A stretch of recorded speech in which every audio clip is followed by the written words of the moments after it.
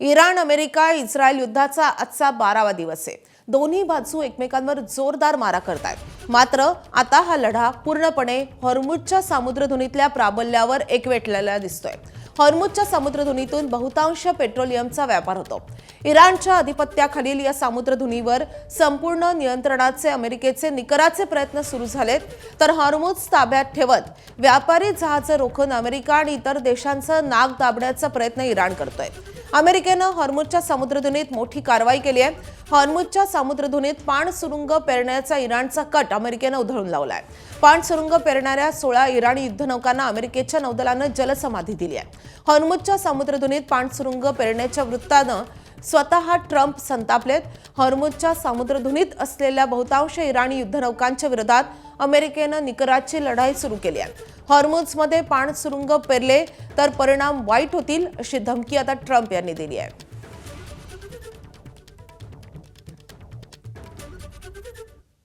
तर युद्धाचा आजचा 12वा दिवस आहे, मात्र इराण अजूनही शरण येत नाहीये। जोरदार मारा करून इराणला गुडघ्यावर आणण्याच्या वल्गना ट्रम्प आणि नेतान्याहूंनी सुरुवातीला केल्या। इस्रायलच्या माऱ्यात इराणचे सर्वेसर्वा अली खामेनी पहिल्याच दिवशी मारले गेले।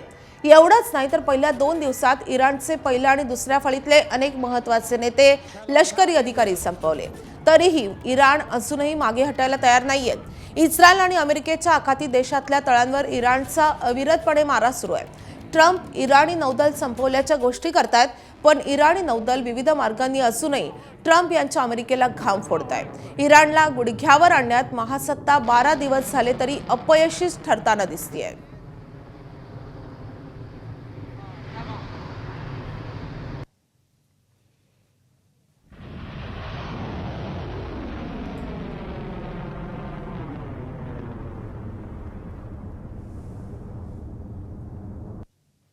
तर युद्धाच्या 12व्या दिवशी अमेरिकेनं आता इराण सोबत चर्चेची तयारी दर्शवली आहे। अध्यक्ष डोनाल्ड ट्रम्प यांनी या संदर्भात तयारी दर्शवलेली आहे। इराणलाही चर्चा हवी असं मी ऐकतोय असं डोनाल्ड ट्रम्प यांनी म्हटलंय। मात्र चर्चा ह्या आमच्या अटी शर्तींवरच होईल अशी अट देखील ट्रम्प यांनी घातली आहे।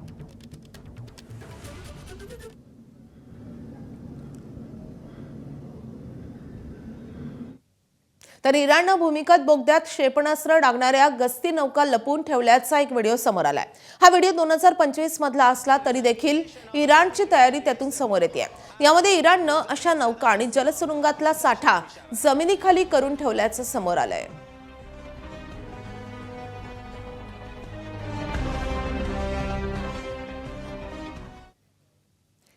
तर युद्धाच्या 12व्या दिवशी इराणकडून देखील मोठ्या प्रमाणात प्रत्युत्तर दिलं जात आहे। इस्रायलवर इराणकडून जोरदार मारा सुरू आहे। इराणचा इस्रायलच्या आतापर्यंत 37 वेळा क्षेपणास्त्र मारा करण्यात आलाय। इराणच्या या हल्ल्यांमुळे इस्रायलमध्ये मोठं नुकसान झालंय। अमेरिकेच्या सैन्य तळांवरही इराणनं सातत्यानं मारा सुरूच ठेवलाय। इराणच्या बॅलिस्टिक क्षेपणास्त्रांच्या माऱ्यामुळे इस्रायलमध्ये देखील मोठी जीवित आणि वित्तहानी होतीये।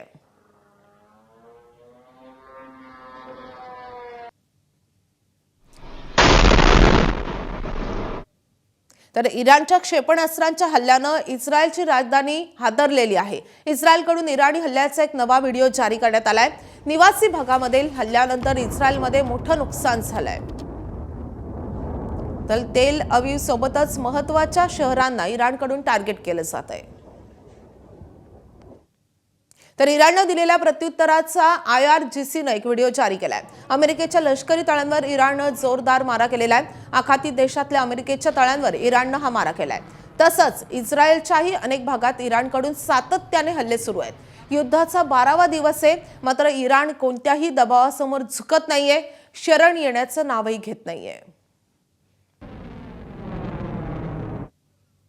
तर इराणच्या इंधनांच्या प्रकल्पांवर हल्ले करू नयेत असे आता निर्देश मिळालेले आहेत। अमेरिकेनं इस्रायलला देखील या संदर्भात निर्देश दिलेत। युद्धानंतर इराणच्या तेल क्षेत्राशी संबंध ठेवायचे असंही अमेरिकेनं म्हटलंय।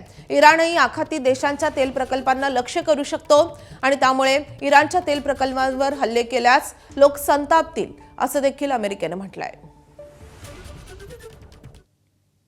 आखातातील या युद्धामुळे संपूर्ण जगाला चिंताग्रस्त केलंय। आज 12व्या दिवशी त्याच आक्रमकतेने हे युद्ध सुरू आहे।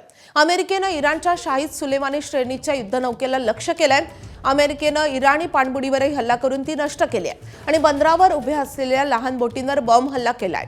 ऑपरेशन एपिक फ्युरी दरम्यान अमेरिकेनं 50हून अधिक इराणी नौदलाच्या युद्धनौका बुडवल्याचा दावा आहे आणि एकूण 5000हून अधिक इराणी लक्ष्यांवर हल्ला केलाय.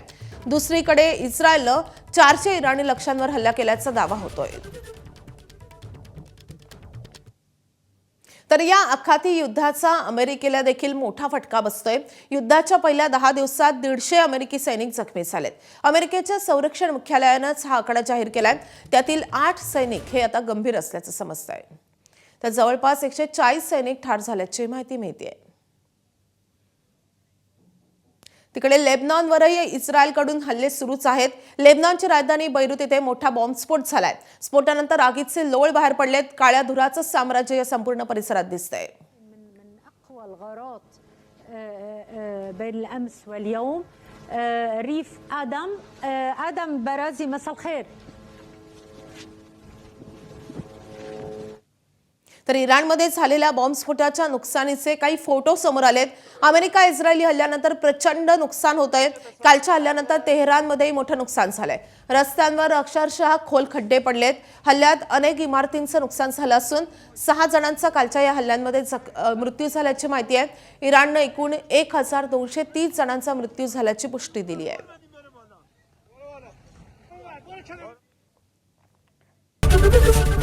एबीपी माझा, उघडा डोळे बघा नीट.